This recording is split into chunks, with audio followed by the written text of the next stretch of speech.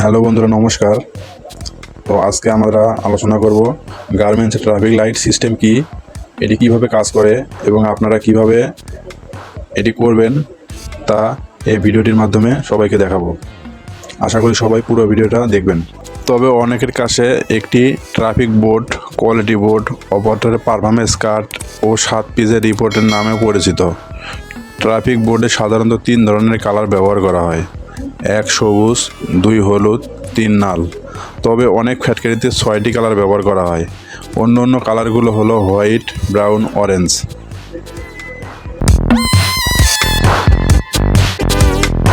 এবার আমরা জানবো ট্রাফিক লাইট সিস্টেম কিভাবে কাজ করে। গার্মেন্টসের ট্রাফিক লাইট পোশাকের মান নিশ্চিত করার উদ্দেশ্যে পোশাকের কোয়ালিটি সমস্যাগুলো হাইলাইট করার জন্য ব্যবহার করা হয়, যার ফলে অপারেটর তার কাজের ভুল সংশোধন করার জন্য সতর্ক হয়ে যায়। সুইং লাইনের প্রত্যেক মেশিনের সামনে একটি করে ট্রাফিক লাইট বা রেকর্ড বোর্ড ঝুলানো থাকে, যেখানে 3টি কালার দিয়ে অপারেটরকে সতর্ক করা হয় এবং ওই প্রসেসের মান উপস্থাপন করা হয়। ট্রাফিক বোর্ডের যদি সবুজ রং হয় তাহলে বুঝে নিতে হবে ওই মেশিনের প্রসেস বায়ারের স্যাম্পলের সাথে ঠিক আছে। যদি হলুদ কালার হয় তাহলে বুঝে নিতে হবে ওই প্রসেসের কোয়ালিটির সমস্যা আছে। আর যদি লাল রঙের কালার ব্যবহার করা হয় তাহলে বুঝে নিতে হবে ওই প্রোডাক্ট বা ওই প্রসেস বায়ারের একদমই পছন্দ নয়। এক্ষেত্রে floor in charge, quality controller, line chief উক্ত সমস্যার সমাধানের জন্য কাজ করবে। বাংলাদেশের বিভিন্ন প্রতিষ্ঠান ভেদে 3 ধরনের সিস্টেম ট্রাফিক বোর্ড মনিটরিং করা হয়। তবে নিচে আমরা 7 পিসের চেক সিস্টেম নিয়ে আলোচনা করব। গার্মেন্টস ট্রাফিক লাইট সিস্টেম কোন কালারের মানে কি? সবুজ কালার হলে 0 ত্রুটি, হলুদ কালার হলে 1 পিস ত্রুটি, লাল কালার হলে 2 পিস প্লাস ত্রুটি। 7 piece traffic light follow up system প্রতিদিন 5 বার অডিট করতে হবে। যদি ডিউটি 8টা থেকে 7টা পর্যন্ত হয় বা 8টা থেকে 5টা পর্যন্ত হলে 4 বার অডিট করতে হবে। 8টা থেকে 10টা পর্যন্ত প্রথম অডিট সম্পূর্ণ করতে হবে। এক্ষেত্রে সবগুলো মেশিন অডিট করতে হবে।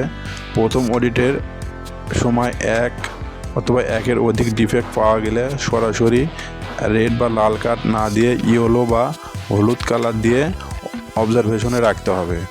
অবজারভেশনে রাখার মেশিনগুলোর পরের অডিটে অগ্রাধিকার ভিত্তিতে চেকপূর্বক যদি 1 বা 1-এর অধিক ডিফেক্ট পাওয়া যায় তবে রেড বা লাল কার্ড দিয়ে মেশিন বন্ধ করে দিতে হবে এবং সংশ্লিষ্ট কর্তৃপক্ষ সাথে রুট কোজ অ্যানালাইজ এর মাধ্যমে সমাধানপূর্বক মেশিন চালু করতে হবে। কিন্তু সেক্ষেত্রে ইয়েলো বা হলুদ কার্ড প্রদর্শন করতে হবে অপারেটরকে অবজারভেশনে রাখার জন্য, অন্যথায় গ্রিন অথবা সবুজ কার্ড প্রদান করতে হবে যদি কোনো ডিফেক্ট পাওয়া না যায়।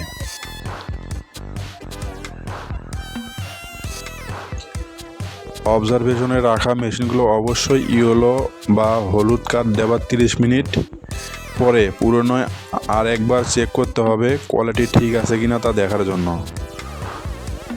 10টা থেকে 12টার মধ্যে দ্বিতীয় অডিট সম্পূর্ণ করতে হবে। এক্ষেত্রে সিলেক্টেড ক্রিটিক্যাল প্রসেসের মেশিনগুলো অডিট করতে হবে। এভাবে পর্যায়ক্রমে 12টা থেকে 3টে, 3টে থেকে 5টা এবং 5টা থেকে 7টা পর্যন্ত তৃতীয়, চতুর্থ, পঞ্চম অডিট সম্পূর্ণ করতে হবে। সেক্ষেত্রে শুধুমাত্র সিলেক্টেড ক্রিটিক্যাল প্রসেসের মেশিনগুলোই অডিট করতে হবে। 7 পিস করে গার্মেন্ট চেক করতে হবে। 7 পিসে 1 পিস অল্টার বা ডিফেক্ট পাওয়া গেলে হলুদ কার্ড দিতে হবে।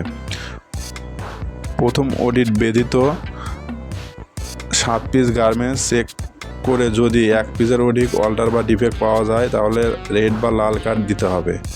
তবে উল্লেখ্য যে এখন অডিট গ্রিন অথবা সবুজ কার্ড প্রদান করা হলে দ্বিতীয় অডিটে সরাসরি রেড বা লাল কার্ড না দিয়ে ইয়েলো অথবা হলুদ কার্ড দিতে হবে।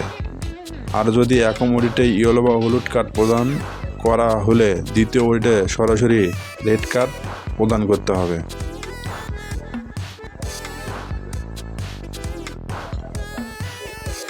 ডিফেক্টের কোড অনুযায়ী ঘরের ডিফেক্ট কোড লিখতে হবে।